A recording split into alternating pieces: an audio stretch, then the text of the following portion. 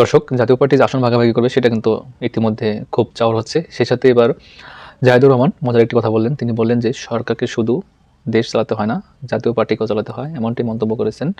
তো পুরোটা ভিডিও আপনাদের সামনে তুলে ধরবো, তারপরে আবার ফিরে আসবো আপনাদের সাথে এ নিয়ে আলোচনা করতে। তো চলুন আগে ভিডিওটি দেখে আসি, তারপরে আবারও ফিরতেছি।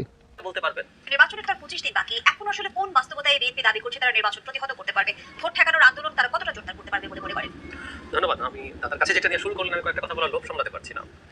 আমি খেয়াল করছি প্রধানমন্ত্রীর উপরে ওয়ার্কলোডটা খেয়াল করছেন। ওনাকে দেশ চালাতে হয়, ওনাকে ওনার দল চালাতে হয়, ওনাকে জাতীয় পার্টিও চালাতে হয়। আমাদের মনে থাকার কথা, কিছুদিন আগে একবার যারা জিএম কাদের এবং বেগম রওশন এরশাদের মধ্যে যখন সংকট হলো, দুজনকে ডেকে রীতিমতো গণভবনে ব্রেকফাস্ট করিয়ে সমঝোতার চেষ্টা করেছেন। আজও এটা একটা দেশকে আমরা ফান করে হয়তো বলে ফেললাম, কিন্তু একটা দেশকে ঠিক কোন জায়গায় নিয়ে যাওয়া হচ্ছে আমরা কি টের পাই? একটা দল যাচ্ছেন, তার দলে কি সমস্যা হয়েছে সেটার বিচার নিয়ে প্রধানমন্ত্রীর কাছে। দলের মধ্যে যা যা হয়েছে, দলের মধ্যে কিগুলো হয় না? আমি যদি এমনি বলি, একটা দলের মধ্যে বিভিন্ন বড় দলগুলোতে থাকে, গ্রুপিং থাকে, কেউ একজন মনোনয়ন প্রার্থনা করেছেন, পান নাই, তার ওটা পায় নাই, নানান কিছু। আওয়ামী লীগে আছে, বিএনপিতে আছে, জাতীয় পার্টিতে আছে, প্রত্যেকটা যাদের বড় সংখ্যক দল, যাদের অনেক রকম সদস্য আছে, সমর্থক আছে, তাদের এটা হয়। তো উনি বিচার নিয়ে যাচ্ছেন এবং বলছেন উনি হচ্ছেন এই দলের কো চেয়ারম্যান এবং সংসদে বিরোধী দলীয়, এখন যেহেতু সংসদ বলবৎ আছে, বিরোধী দলীয় নেতা, তিনি সংসদ নেতার কাছে বলছেন ওদের সাথে যাতে জোট না করা হয়। এবং এর মধ্যে আমরা তথ্য পাচ্ছি, সব পত্রিকায় এটা এসছে। গতকাল মন্ত্রিসভার একটা মিটিং ছিল, সেখানে যারা জিএম কাদের উপরে প্রধানমন্ত্রী ক্ষোভ উষ্মা প্রকাশ করেছেন, যেহেতু এনাদেরকে, যদিও আমি দেখেছি যে তারা বেগম রওশনের সাথে সাদের সাথে সবার জন্য কিন্তু মনোনয়নপত্র রেখেছিলেন, তারা জান নাই, কারণ তাদের একটা ভিন্ন পরিকল্পনা হয়তো ছিল।